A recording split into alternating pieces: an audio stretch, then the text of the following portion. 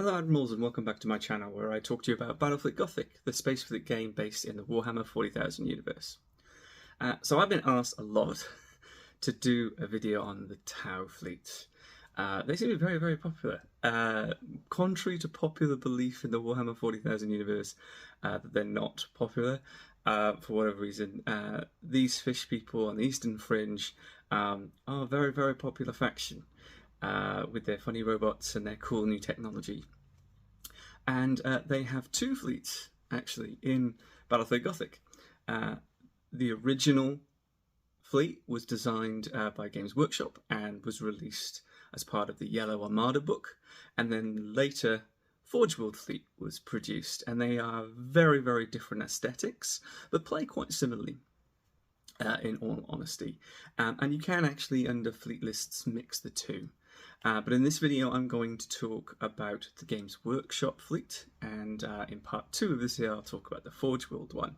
So the Games Workshop fleet is the Kor'el fleet, and that was originally kind of, in the lore, kind of designed as their first sort of foray into the stars, the Tau's first attempts at starflight and to access other systems within the sort of the Tau area and that eastern fringe, and kind of they were based on sort of merchant fleets and diplomatic missions rather than dedicated warships, which is what later the Corvesh or Forgeworld fleet was then. They, due to the Damocles Gulf Crusade with the Imperium and sort of becoming more attuned with what was going on in the greater, wider world of the universe, meeting other warlike races like the Orcs and the Imperium, they then went down the path of designing the Forgeworld fleet kind of aesthetic. So you had this sort of original Games Workshop sort of blocky kind of, you can still see some of the aesthetics that kind of still come through. They kind of merchant style fleets. This is a hero class cruiser, and then you have sort of more the designs that I think many Warhammer fans are probably aware of, sort of the Manta kind of style look, and this is the Protector class cruiser. So they are very, very, very different in look, but you can mix them. But I'm going to be talking about this fleet today, and while it was originally designed as kind of a merchant diplomatic fleet, it is a strong fleet and can be a very powerful fleet in the right hands, and that's because of the tremendous amount of ordnance that the Tau have access to. Not only bombers and fighters, but these amazing torpedoes they call missiles, and I'll go into that in a little bit of detail when I look at the fleet list with you. Okay, Admirals, so this is a sort of a Tau fleet for you. This is a very generic kind of fleet, having a bit of everything in it for the Kor'el fleet. So the main strengths of the Tau fleet from the original Games Workshop one was it relies heavily on Ordnance, and it relies a lot of attack craft and a lot of torpedoes. It's quite slow in comparison. It has similar sort of speeds to the Imperial fleet, so it is quite slow in comparison to, say, Chaos or Eldar, for example, and they have a lot of forward fire and gunnery. So with the other fleets, sort of Imperials and Chaos, the original kind of fleet thought process was that, imagine Napoleonic era battleships and cruise frigates, where they would line up huge broadsides, crossing the T, etc. The Tau fleet, you got to kind of more think like the US Navy at the Battle of Midway, throwing out with vast aircraft carriers, throwing out loads of aircraft to swamp their enemy and take over their enemy and kind of defeat them that way. Having that air superiority, using torpedo bombers, and using then smaller ships with smaller tonnage with their torpedoes to really do damage to the greater ships. So they kind of benefit from sitting aback a little bit and firing wave after wave of ordnance at their enemy to overwhelm them, and that tactic does work.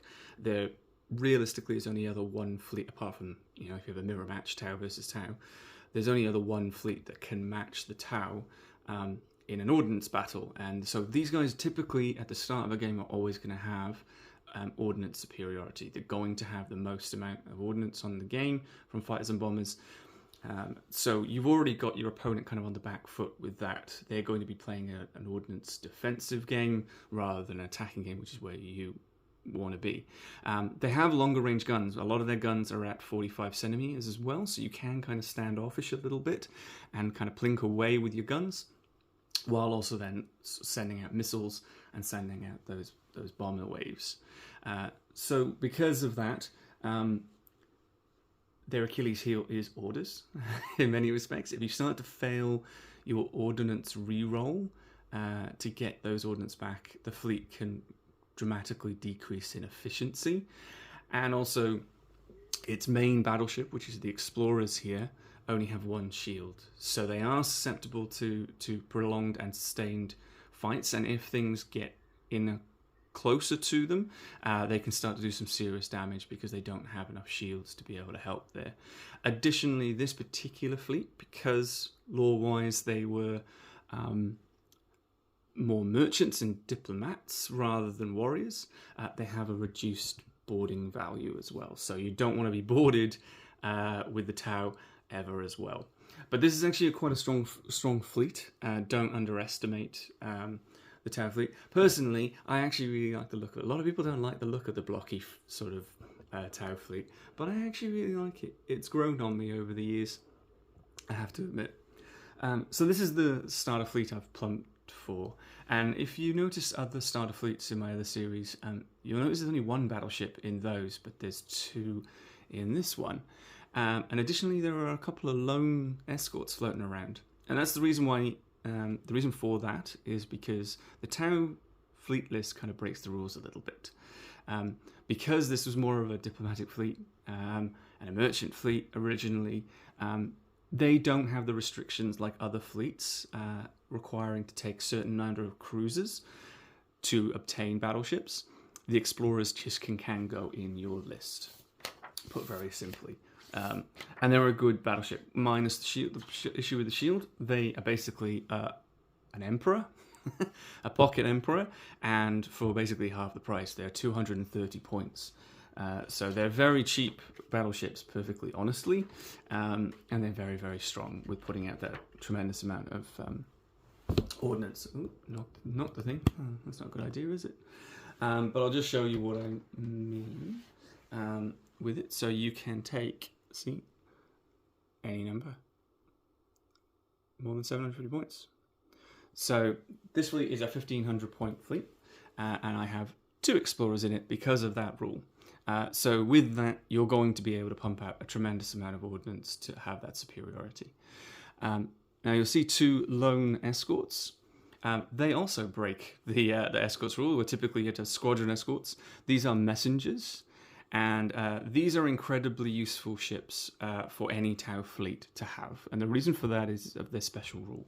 So not only can they be taken individually, but they can also, when coupled within the fleet and within 15 centimeters, I believe, correct me if I'm wrong there, but if they're within 15 centimeters of their aim ship, then the Tau do not have a reduction in their gunnery table, a shift to it when they're shooting over 30 centimeters.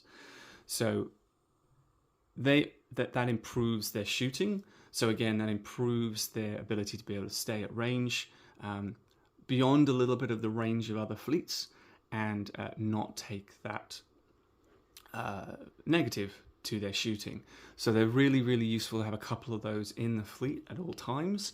You keep them safe, and that allows you to shoot better, essentially. And then you have heroes.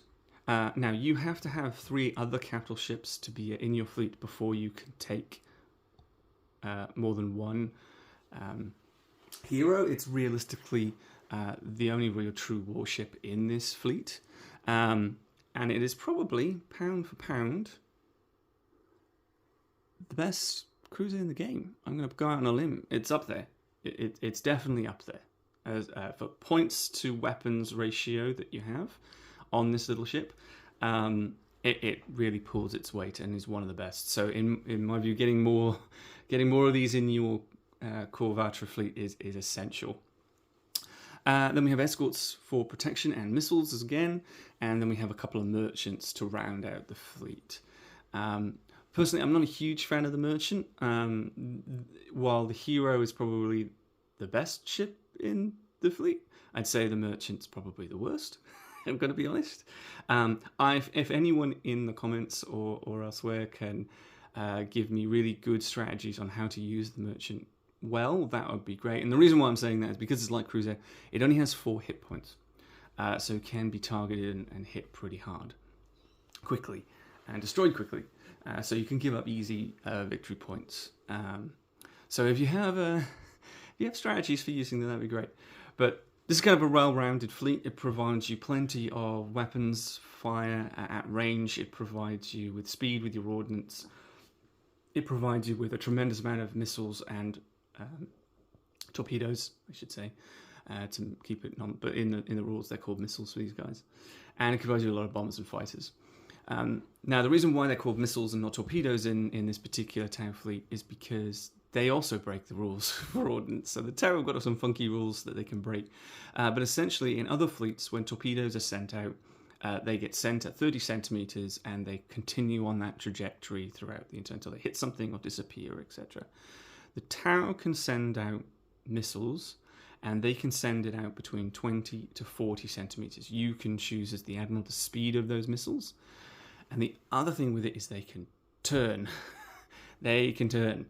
So it adds a new dimension to the tactics of the fleet, and can catch your opponent significantly unawares when suddenly missiles can turn at 45 degrees and start coming in at an angle to you.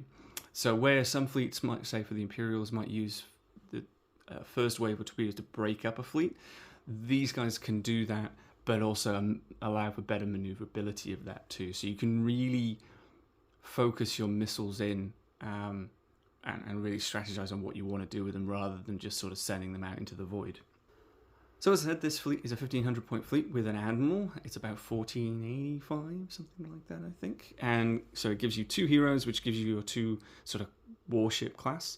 It gives you 2 squadrons of Orcas, 2 messengers for those bonuses, to make sure you can shoot at range without that negative, 2 merchants to protect yourself in the rear and the flanks, a couple more Orcas just as a bonus, and then 2 explorers, which you want to be pumping out constantly your ordnance.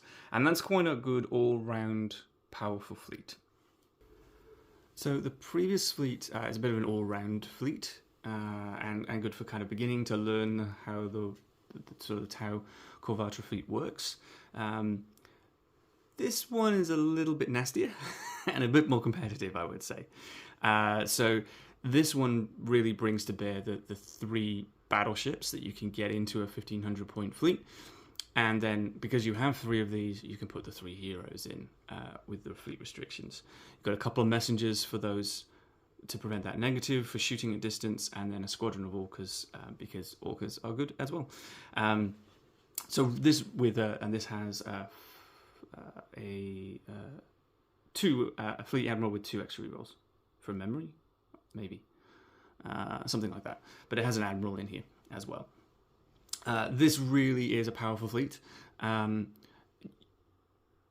heroes can put in there can really match most other cruisers in the game quite comfortably. They're only 180 points, and the bonus of this is you can actually, there are two different types of heroes you can build. So depending on who you're going against or whether your play style, you can adjust them to be more ordnance focused or more gun sort of focused with their weapons batteries or lances or rail guns, as they're kind of called in this fleet.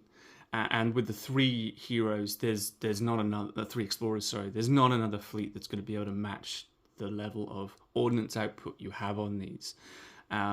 You've got 8 weapons batteries. No, they don't. They have 8 launch bays each. So even when you discount the rest of the fleet, I mean they're putting out 24 bombers and fighters in a turn. Not many fleets can deal with that, in all honesty. And that doesn't include the missiles that they can send out as well. And it doesn't include what you could put on the heroes as well. So the amount of ordnance you can throw on the table can really overwhelm your opponent. And then even if one of these ships goes down, one of these back ships, one of the explorers goes down, you still have 16. It's not like an Emperor, say, or a Despoiler, where if you lose that ship or it loses functionality being crippled, then suddenly you haven't got ordnance. This fleet can really pump it out quite extensively.